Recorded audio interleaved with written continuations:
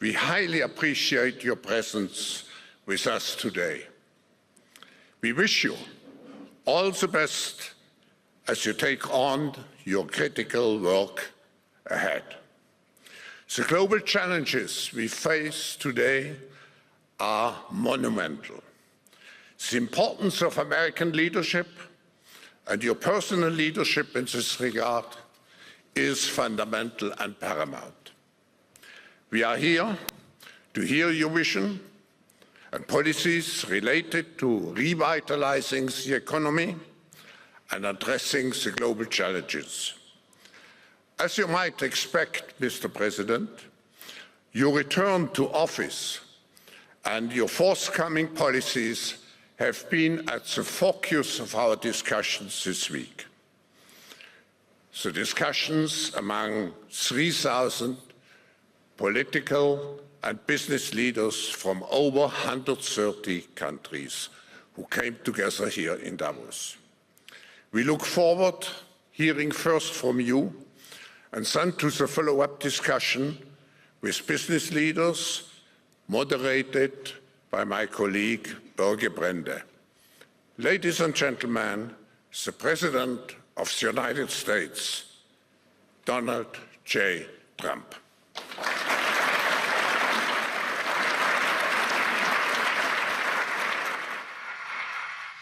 Well, thank you very much, Klaus, and hello to everyone in beautiful Davos. This has been a truly historic week in the United States. 3 days ago, I took the oath of office, and we began the golden age of America. The recent presidential election was won by millions of votes, and all seven, every one of them, all seven swing states. It was a massive mandate from the American people like hasn't been seen in many years, and some of the political pundits, even some of my so-called enemies, said it was the most consequential election victory in 129 years. That's quite nice. What the world has witnessed in the past 72 hours is nothing less than a revolution of common sense. Our country will soon be stronger, wealthier, and more united than ever before, and the entire planet will be more peaceful and prosperous as a result of this incredible momentum and what we're doing and going to do. My administration is acting with unprecedented speed to fix the disasters we've inherited from a totally inept group of people and to solve every single crisis facing our country. This begins with confronting the economic chaos caused by the failed policies of the last administration.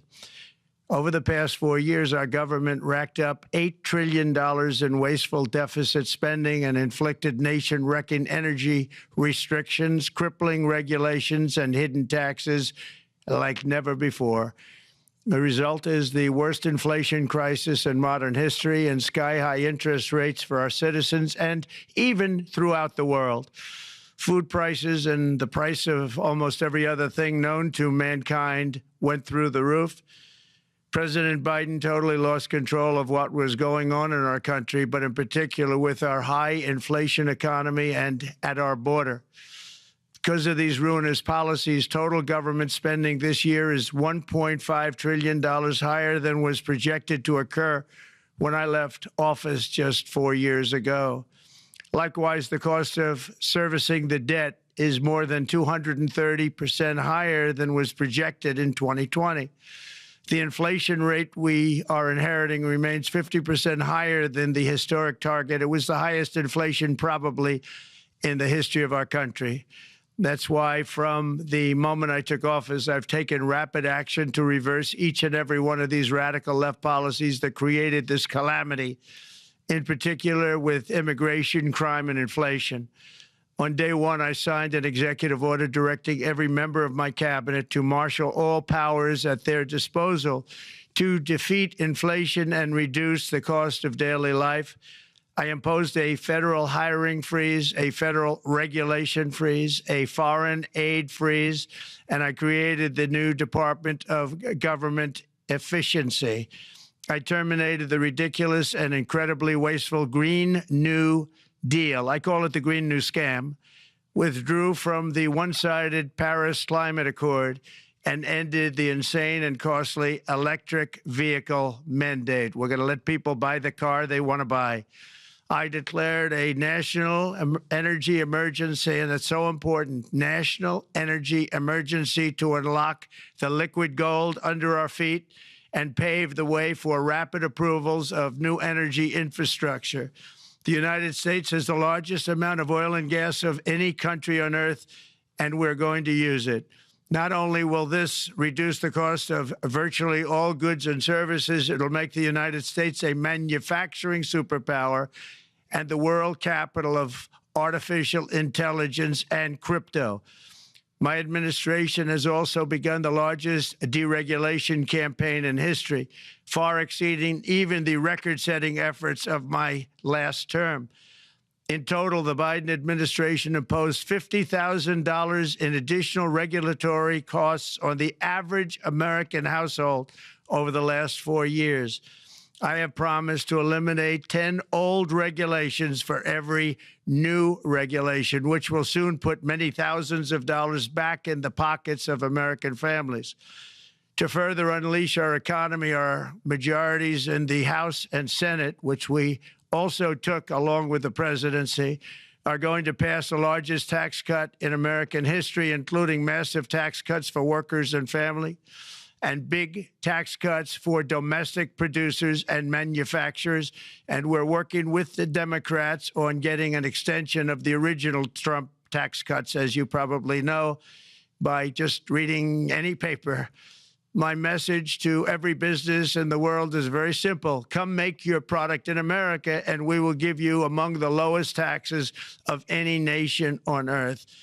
We're bringing them down very substantially, even from the original Trump tax cuts. But if you don't make your product in America, which is your prerogative, then very simply you will have to pay a tariff, differing amounts, but a tariff which will direct hundreds of billions of dollars and even trillions of dollars into our treasury to strengthen our economy and pay down debt.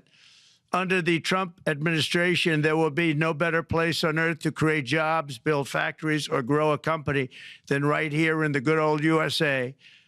Already, Americans' economic, you can see this, I think, maybe even in your wonderful, wonderful room that you're all gathered together, so many of my friends, but Americans, the economic confidence is soaring like we haven't seen in many, many decades, maybe not at all. Upon my election, it was just announced that small business optimism skyrocketed by 41 points in a single month. That's the highest ever. There's never been anything like that.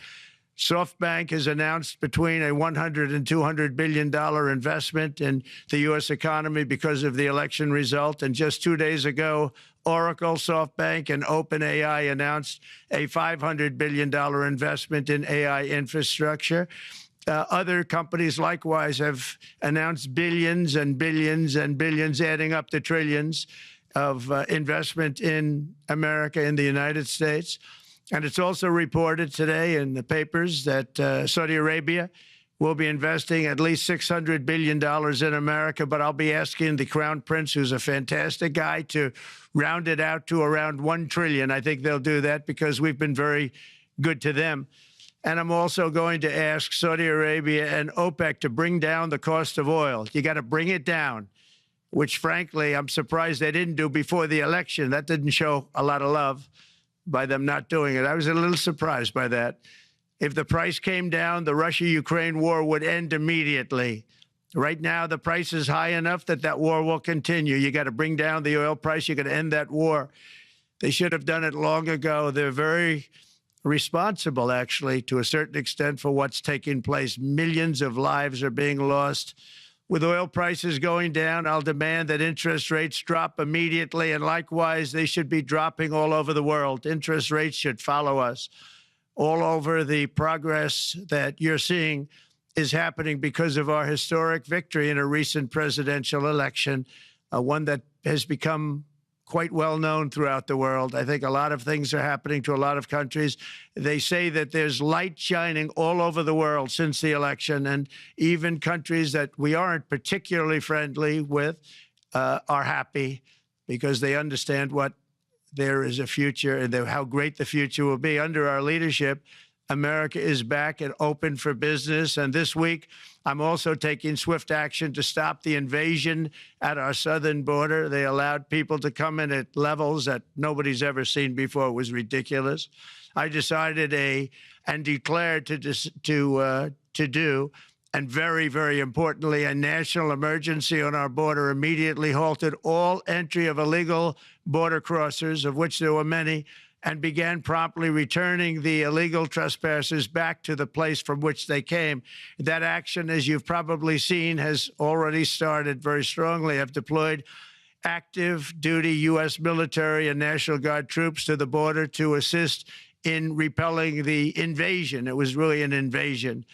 We will not allow our territory to be violated. After 4 long years, the United States is strong and sovereign and a beautiful nation. Once again, it's a strong, sovereign nation. In addition, I'm pleased to report that America is also a free nation once again. On day one, I signed an executive order to stop all government censorship. No longer will our government label the speech of our own citizens as misinformation or disinformation, which are the favorite words of censors and those who wish to stop the free exchange of ideas and, frankly, progress. We have saved free speech in America, and we've saved it strongly. With another historic executive order this week, I also ended the weaponization of law enforcement against the American people and, frankly, against politicians, and restored the fair, equal, and impartial rule of law. My administration has taken action to abolish all discriminatory diversity, equity, and inclusion nonsense. And these are policies that were absolute nonsense throughout the government and the private sector. With the recent yet somewhat unexpected great Supreme Court decision just made, America will once again become a merit-based country. You have to hear that word, merit-based country. And I've made it official, an official policy of the United States, that there are only 2 genders, male and female. And we will have no men participating in women's sports, and transgender operations, which became the rage, will occur very rarely. Finally, as we restore common sense in America, we're moving quickly to bring back strength and peace and stability abroad. I'm also going to ask all NATO nations to increase defense spending to 5% of GDP, which is what it should have been years ago. It was only at 2%, and most nations didn't pay until I came along. I insisted that they pay, and they did, because the United States was really paying the difference at that time, and it was unfair to the United States. But many, many things have been unfair for many years to the United States. Before even taking office, my team negotiated a ceasefire agreement in the Middle East, which wouldn't have happened without us, as I think most of the people in the room know. Earlier this week, the hostages began to return to their families. They are returning, and it's a beautiful sight, and they'll be coming in more and more. They started coming back on Sunday. Our efforts to secure a peace settlement between Russia and Ukraine are now hopefully underway. It's so important to get that done. That is an absolute killing field. Millions of soldiers are being killed. Nobody's seen anything like it since World War II. They're laying dead all over the flat fields. It's a flat field farmland, and there's millions of Russians and millions of Ukrainians. Nobody's seen anything like it since World War II. It's time to end it. And here in America, we have big events coming up. Next year, we have the 250th anniversary of America's founding. I'm so honored to be president during that. That's been a big event. They've been talking about it for 10 years. We also have the World Cup, and I understand Gianni's in the room. Infantino, he was very instrumental in helping us get it. He's there with you someplace, I think, and I want to thank him for that. And then we have the Olympics coming up, which I was instrumental in getting also in my first term. And who would have known that by skipping a term, I would get the Olympics? I was upset. I said, you know, I got the Olympics to come and I won't be president. But it turned out through a stroke of luck, or whatever you might call it, that I'm going to be president during the World Cup and the Olympics and the 250th anniversary. So that's going to be 3 big events. and we've accomplished more in less than 4 days. We have really been working 4 days than other administrations have accomplished in 4 years, and we're just getting started. It's really an amazing thing to see, and the spirit and the light over our country has been incredible. Under the last administration, our nation has suffered greatly, but we're going to bring it back and make it greater, bigger, stronger, better than ever before.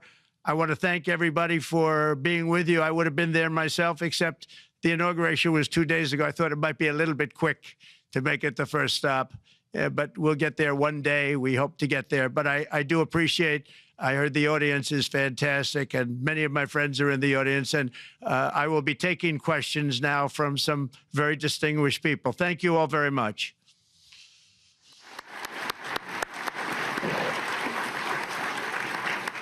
Thank you. Thank you very much, Mr. President, for that very powerful speech. And I think you could hear the applause all the way from Davos to the White House. But next year it will be even better, because then you can get the applause here in Davos. So we wish you welcome to our village next year. We hope to see you. Thank you very much. So we also know, Mr. President, that you open up for interaction here. We have a great panel with some of the most distinguished business people in the world.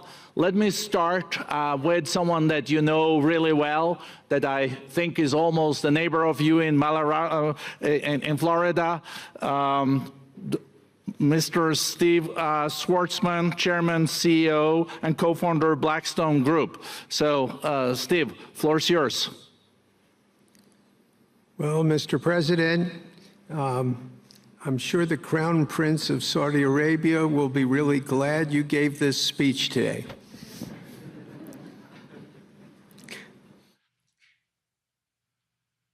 You've had the busiest 4 days that anybody can imagine, and congratulations for that. My question is about some of the things I've observed here at Davos. It's a terrific forum.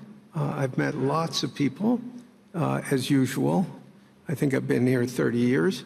And a lot of the European business people have expressed enormous frustration with the regulatory regime in the EU.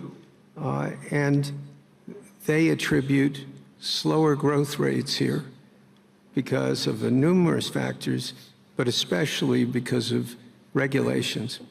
And you've taken a completely different approach in this area. And if you could explain the theory of what you're doing, how you're going to do it, and what you expect the outcome to be, I'd appreciate it.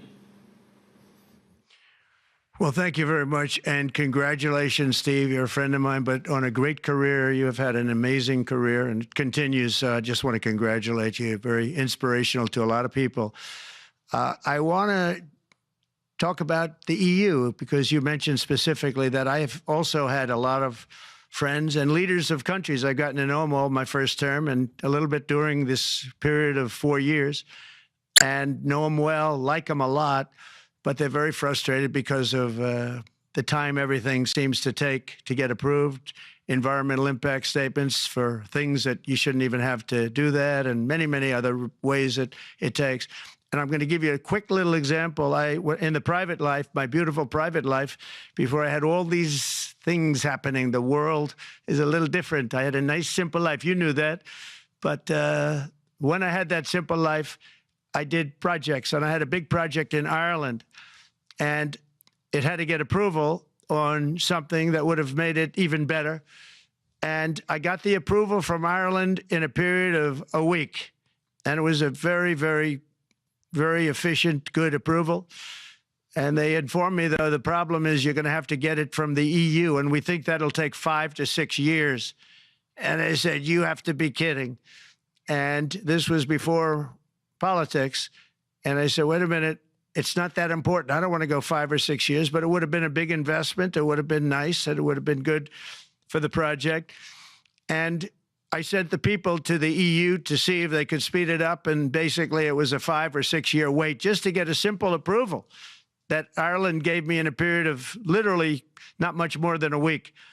And I realized right then, that was the first time I really was involved with the EU, but I realized right then that's a problem, and I didn't even bother applying to do it. Or if I did, I pulled it very quickly. I have to be very accurate because I don't want to be criticized. He did apply, actually. No, I want to be very accurate. So I don't think I did, but if I did, I pulled it very quickly. It was just something you couldn't wait 5 years or 6 years to get an approval. So a lot of, in a very big business sense, a lot of people are claiming that's the problem. From the standpoint of America, the EU treats us very, very unfairly, very badly. They have a large tax that we know about, and a VAT tax, and it's a very substantial one. They don't take essentially don't take our farm products, and they don't take our cars, yet they send cars to us by the millions. They put tariffs on things that we want to do. Like, for instance, I think they actually, in terms of, these are non-economic or non-monetary tariffs, and those are very bad, and they make it very difficult to bring products into Europe, and yet they expect to be selling, and they do sell their products in the United States. So we have, hundreds of billions of dollars of deficits with the EU. And nobody's happy with it, and we're going to do something about it, but nobody's happy with it. So I think the EU has to speed up their process. Friends of mine that are in some of the nations within the EU, great people, they want to be able to compete better, and you can't compete when you can't go through the approval process fast. There's no reason why it can't go faster. So, I'm trying to be constructive because I love Europe. I love the countries of Europe, but the process is a very cumbersome one, and they do treat the United States of America very, very unfairly with the VAT taxes and all of the other taxes they impose. One other, just to finish up, I got a call from the head of a major airline, one of the biggest airlines in the world, and he said, "Sir, could you help us? What? Landing in Europe is brutal. They charge us fees for everything, and it's so unfair." I said, "How does it compare to China?" He said, it's much worse. And the other thing, as you know, they took court cases with Apple, and they supposedly won a case that most people didn't think was much of a case. They won 15 or 16 billion from Apple. They won billions from Google. I think they're after Facebook for billions and billions. These are American companies, whether you like them or not. They're American companies, and they shouldn't be doing that. And that's, as far as I'm concerned, it's a form of taxation. So we have some very big complaints with the EU. Thank you. Thank you very much, Mr. President. We'll now go to one of your friends in the EU, Patrick Pouyanné. He's the chairman and CEO of Total Energies. I guess you have a question ready, Patrick, for the president. Mr. President, as we understand, energy is at the top of your agenda, and it's an honor for me to represent the energy industry tonight. In this panel, Total Energies is indeed the fourth largest oil and gas and electricity company in the world. I will not ask you a question about the oil price. It's quite clear what you expect from us. I will go to gas more.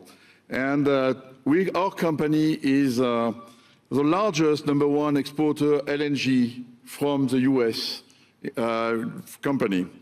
We are a strong contributor to, and we invest in a mammoth LNG projects in Texas, $20 billion.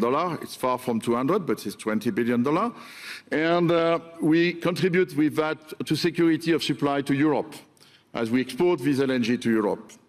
Some experts fear that if there are too many projects developed in the US on LNG, this could have an inflationary impact on the US domestic gas price. And they recommend a pause on these projects. I would ask you the following question. What are your views about such a pause on investments on LNG in the US? What would happen if you would observe an increased domestic gas price because of its exports? And final question, which is important for Europe, would you agree to guarantee security of supplies of US LNG to Europe? Well, on the last part of your question, yes, I would. I would make sure that you get it. If we make a deal, we make a deal, you'll get it. Because a lot of people do have that problem. They make a deal and then it can't get supplied because of war-type problems and other problems. So we would absolutely do that. LNG is very interesting because when I took office for the first term, one of the first things I looked at was there were two very massive plants in Louisiana, a state that has been very good to me, won it by many, many points. And I felt strongly indebted to it, actually. And they said there are two plants that have been under environmental consideration for more than 10 years. And they were costing, as you say, you know how expensive those plants are, but they were costing like 12 billion and I think 14 or 15 billion, but they couldn't get their permits. They were in review for years, many, many years, like a decade or more. And I said, so ridiculous. I know so much about that because in the construction industry, I had to go through it too, but I got good at it after a while. But I saw the projects, and you're talking about a total investment of 25 to $30 billion, and it looked like it was going to end. They couldn't get their permits, and I got them done in less than a week.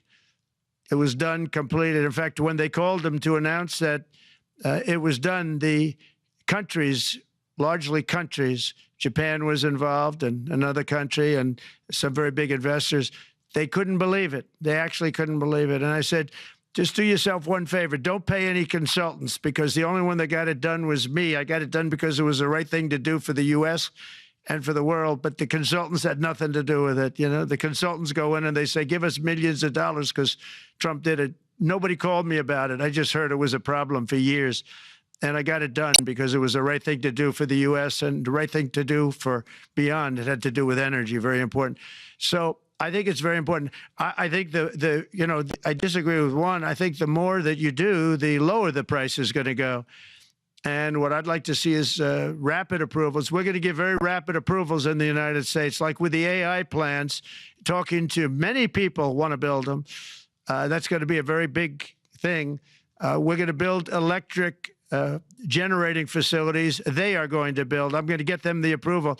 Under emergency declaration, I can get the approvals done myself without having to go through years of waiting. And the big problem is we need double the energy we currently have in the United States. Can you imagine? For AI to really be as big as we want to have it, because it's a very competitive, it'll be very competitive with China and others. So I'm going to give emergency declarations so that they can start building them almost immediately.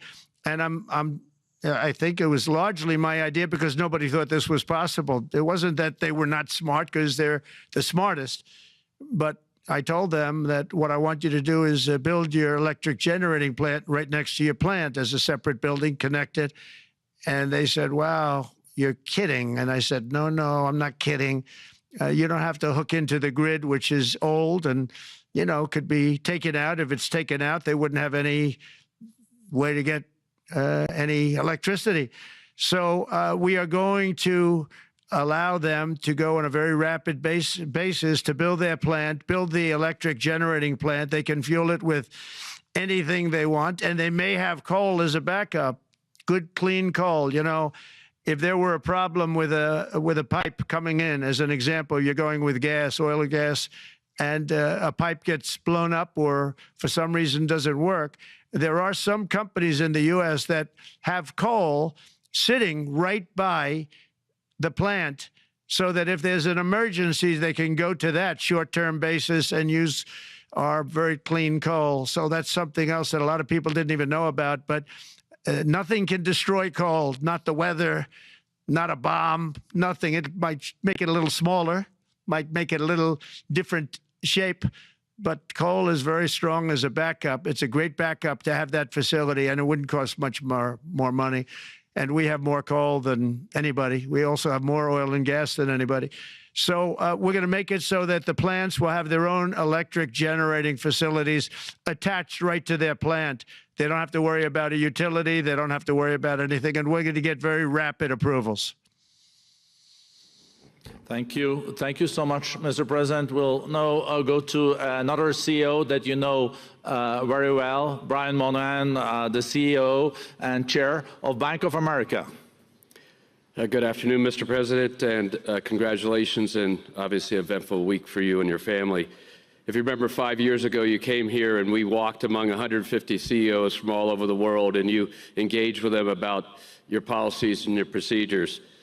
This year you're not here, and yet this week was eventful from the orders that you mentioned earlier, literally a wave of orders coming out on immigration, on trade, and many other matters.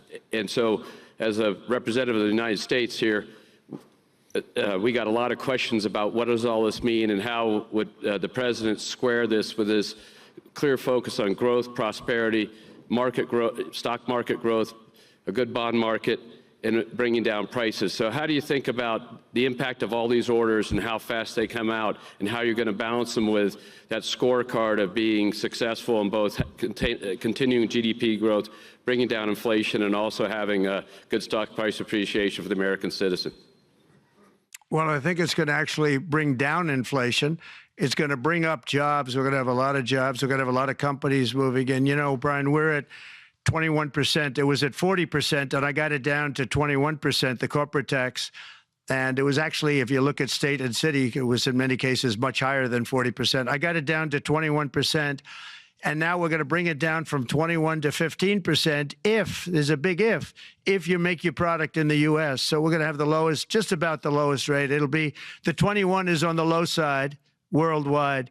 The 15 is about as low as it gets.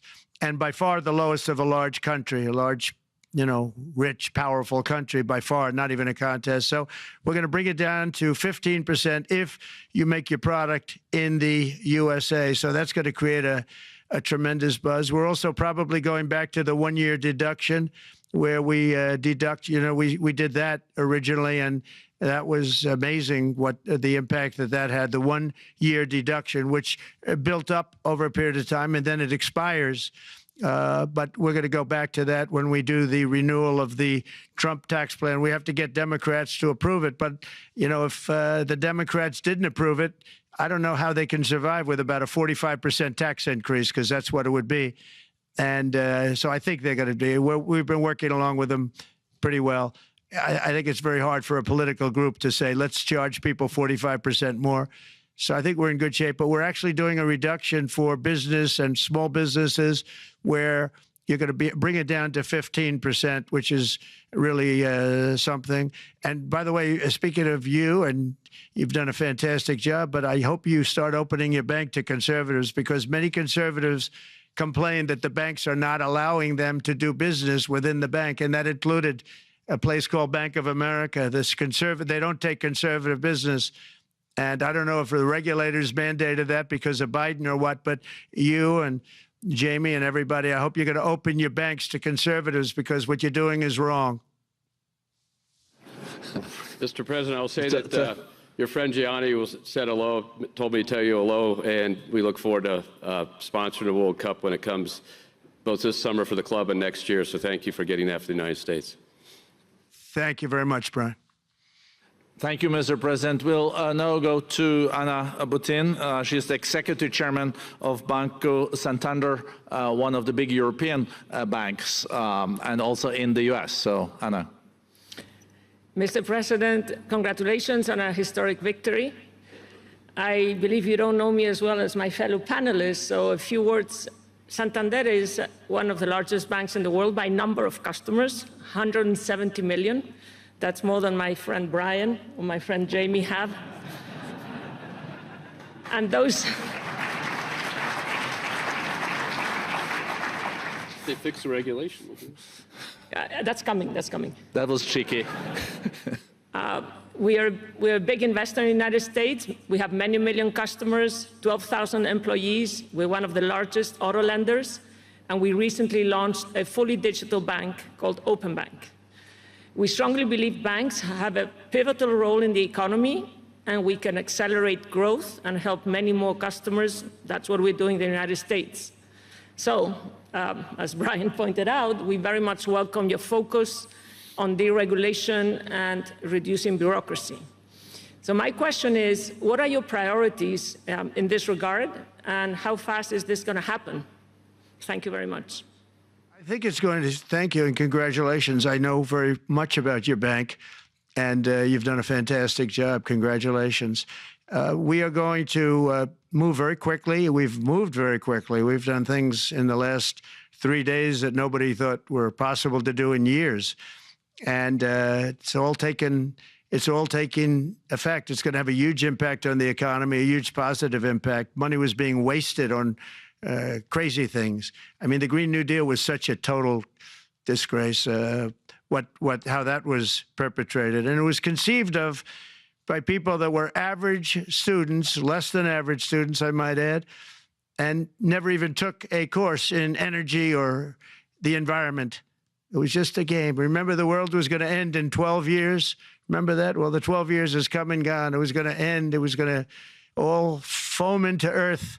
But, you know, the time has come. These people, and they really scared the Democrats large. I can't say the Republicans. The Republicans maybe could have fought harder to stop it, but it's been a tremendous waste of money. You know, during my 4 years, we had the cleanest air, we had the cleanest water, and yet we had the most productive economy in the history of our country. We had the most productive economy until COVID came. We had the most productive in the history of our country by far, and actually, you can look worldwide. We were beating everybody from China to everybody else. So, and we think we really now, with what we have learned and all of the other things that have taken place, we think we can even far surpass that, actually far, far surpass it.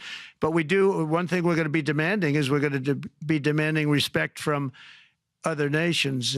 Canada, we have a tremendous deficit with Canada. We're not going to have that anymore. We can't do it. I don't know if it's good for them. As you probably know, I say you can always become a state. And if you're a state, we won't have a deficit. We won't have to tariff you, et cetera, et cetera. But Canada has been very tough to deal with over the years, and it's not fair that we should have a $200 billion or $250 billion deficit. We don't need them to make our cars, and they make a lot of them. We don't need their lumber because we have our own forests, et cetera, et cetera. We don't need their oil and gas. We have more than anybody. So, you know, just as an example, with Mexico, we're dealing with Mexico, I think, very well. And we're just, you know, we just want to be treated fairly with other nations, because there's hardly a nation in the world, and I blame this on us, and I blame it on politicians that, for some reason, mostly it's stupidity, but you could also say other reasons, but mostly stupidity. They've allowed other nations to take advantage of the U.S., and we can't allow that to happen anymore. You know, we have debt. It's a very small debt when you compare it to the value of the assets that we have, but we don't want to do that. We want to just have debt be obliterated, and we'll be able to do that fairly rapidly. And a lot of good things are going to happen. And honestly, good things are going to happen for the world, and good things are going to happen for the people that are dealing with us, allies and beyond allies. One thing very important, I really would like to be able to meet with President Putin soon and get that war ended. And that's not from the standpoint of economy or anything else. It's from the standpoint of millions of lives are being wasted. Beautiful young people are being shot in the battlefield. You know, the bullet, very flat land, as I said, and the bullet goes, there's no hiding. And a bullet, the only thing going to stop the bullet is a human body. And you have to see, I've seen pictures of what's taken place. It's a carnage, and we really have to stop that war. That war is horrible.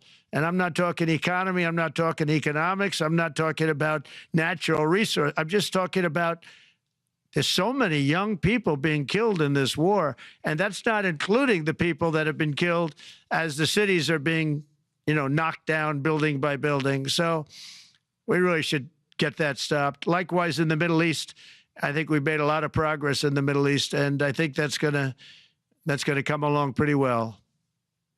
Thank you. Thank you, Mr. President. We know that the most consequential relationship in the world is between the U.S. and China. U.S. 28% of the global economy, China close to 20. That's almost half of the global GDP. And we know that you called President Xi Jinping last Friday. We heard that you had a good discussion. How do you see the relationship between the U.S. and China in the next 4 years under your leadership? He called me, but I see it very good. I think that we're going to have a very good relationship.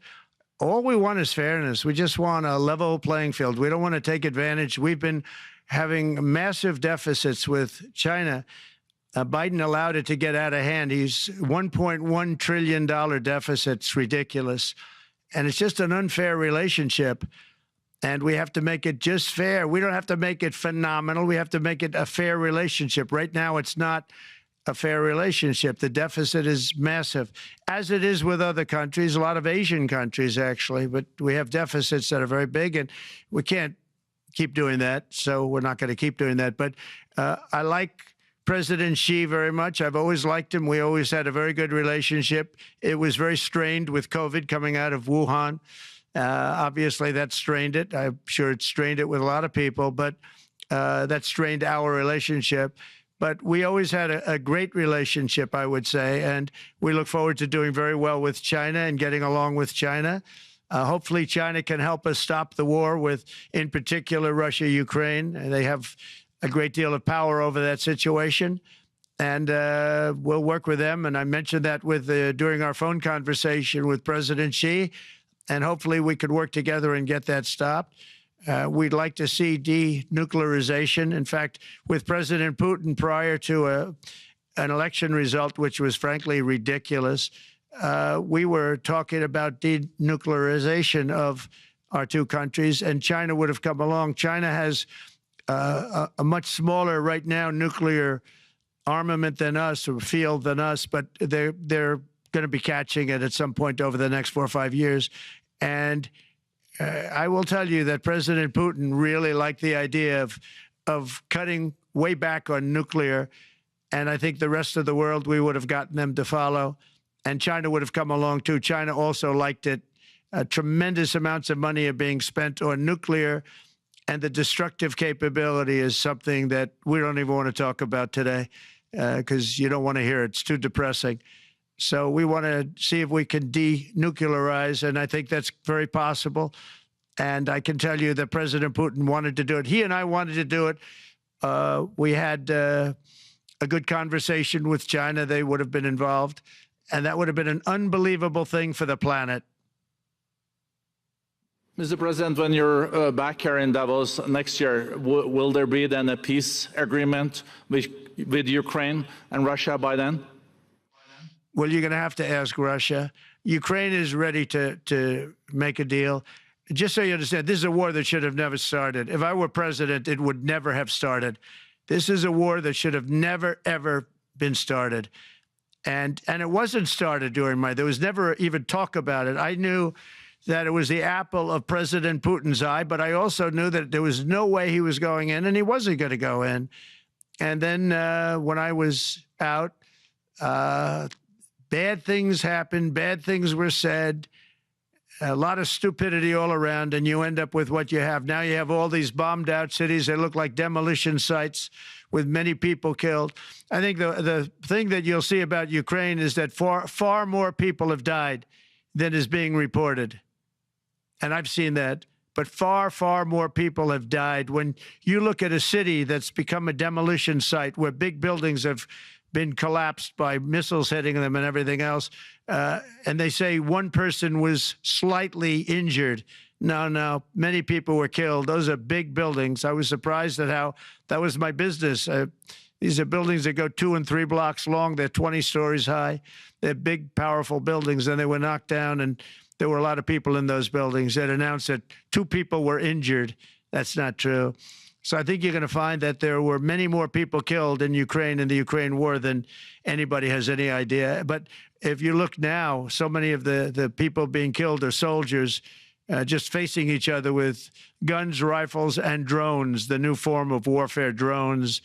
And it's a very sad thing to see. And when you see pictures of the fields that I see, nobody wants to see it. You'll never be the same. Thank you very much, Mr. President, on behalf of all the 3,000 participants here in Davos. We really underline that joining us the third day in your presidency, live taking questions here is so appreciated, and we are already ready for receiving you next year in person. So thank you very much, and all the best from Davos. Thank you. Thank you very much. Thank you.